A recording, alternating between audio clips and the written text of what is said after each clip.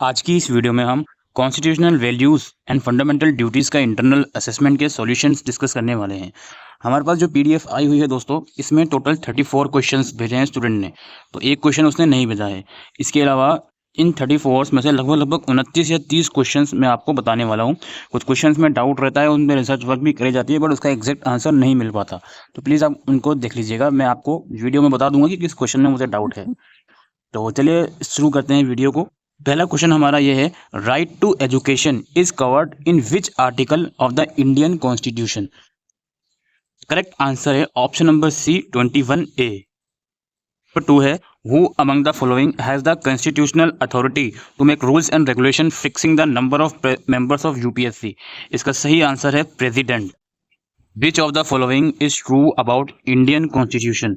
Bulkiest Constitution, lengthiest written Constitution, has many borrowed features, या all of the above? तो भाई Indian constitution तो बल्कियस्ट भी यानी कि बहुत हैवी है, भारी सा है, बहुत ज़्यादा उसमें टर्म्स एंड कंडीशंस हैं। लेंथिएस्ट ऑब्वियस सी बात है, वही सिमिलर टर्म हो गई, और कुछ फीचर्स बोरोड भी कही गई हैं। तो ऑल ऑफ द अबव इसका आंसर है option number D. Which of the following article of Indian constitution contains the right to religious freedom. ये है option number A, article 25 to 28। उनसे आर्टिकल ने अनटचेबिलिटी को अबॉलिश किया था। ये है आपका आर्टिकल 17। अगला क्वेश्चन है, जब vice president officiates as president he draws the salary of. इसका आंसर है option number C, president. Who appoints the chairman of UPSC. ये है आपका प्रेसिडेंट। इसके बाद है, which of the following articles of Indian constitution contain fundamental duties. ये है 51A, आर्टिकल 51A। तो क्वेश्चन हमने सॉल्व नहीं करा, वो क्वेश्चन ये था, who among the following can attend the meeting of union cabinet. ये कि president, cabinet ministers, ministry of state and deputy minister. Answer तो मुझे इसका वैसे कैबिनेट मिनिस्टर लगता है, ऑप्शन नंबर बी, बट इसको मैं डाउटफुल कैटेगरी में रखूंगा। क्वेश्चन है, right to vote is a political right, civil right, social right या मोरल राइट। बेसिकली हम राइट टू वोट में पार्टिसिपेट कर रहे हैं पॉलिटिकल प्रोसेस के अंदर, तो it's a political right, option number A. Kesavananda Bharati case is associated with. ये है option number C, conflict between fundamental rights and directive principle. Of the following are fundamental duties. Fundamental duties ये है, safeguarding public property, protecting the sovereignty, integrity and unity of India, developing scientific temper and humanism, या all of the above। तो ये तीनों ही fundamental duties हैं, तो option D इसका answer आएगा क्वेश्चन नंबर 12 का। Question number 13, no discrimination on the basis of social background and reservation in employment and education is an example of social justice, option number C. इनसे कौन से ऐसा feature है Indian constitution का which does not entail secular characteristics. अब इसको मैं doubtful category में रख रहा हूँ। इसमें ऑप्शन आपके ये है, नो स्टेट रिलीजन। तो ये तो भाई बताता है भाई, ये तो सिक्युलर की कैरेक्टरिस्टिक्स है, क्योंकि ये बता रहा है कि भाई कोई भी स्टेट का, इंडिया का कोई भी स्पेसिफिक रिलीजन नहीं है। या एबोलिशन ऑफ अनटचेबिलिटी, ये भी समहाउ दलित से रिलेटेड है, तो ये भी शायद रिलीजन में आ सकता है, सिक्युलर में आ सकता है।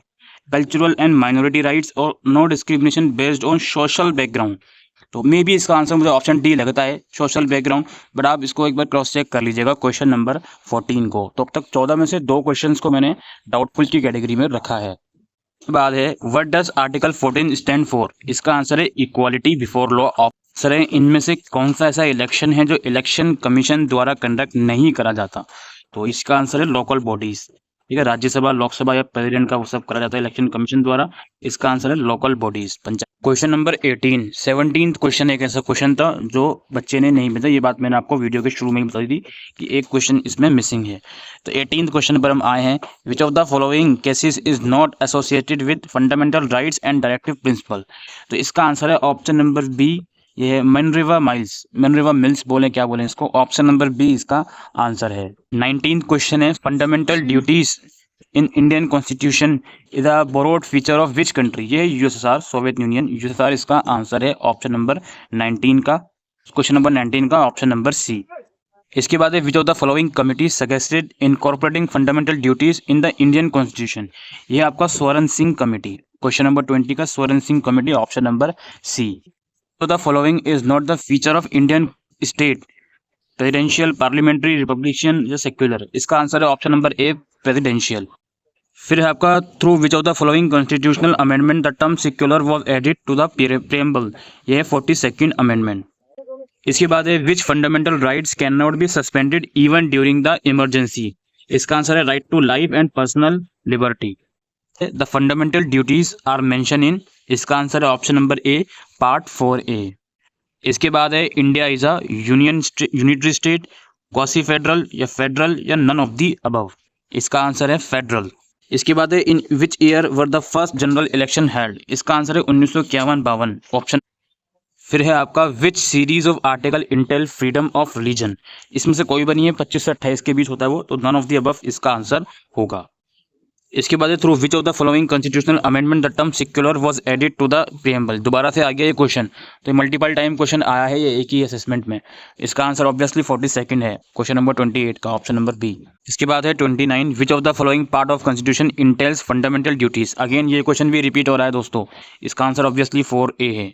इसके बाद है which of the following article of Indian constitution guarantee equality before the law and equality protection of law with in the territory of India, इसका है आर्टिकल 14 ऑप्शन नंबर बी।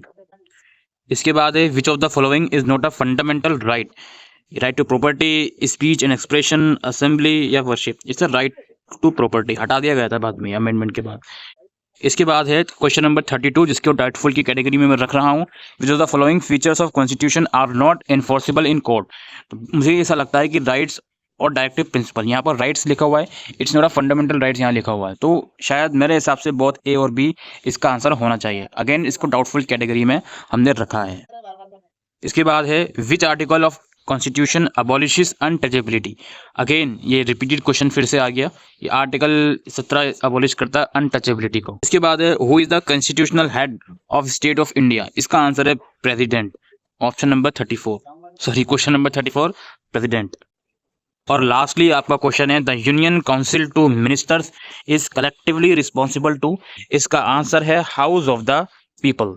ठीक है, तो ये कुछ 35 क्वेश्चंस थे जिसमें से मैंने 34 डिस्कस किए हैं और 34 में कुछ 3 या 4 क्वेश्चंस मैंने आपको डाउटफुल कैटेगरी में रखे हैं। Thank you.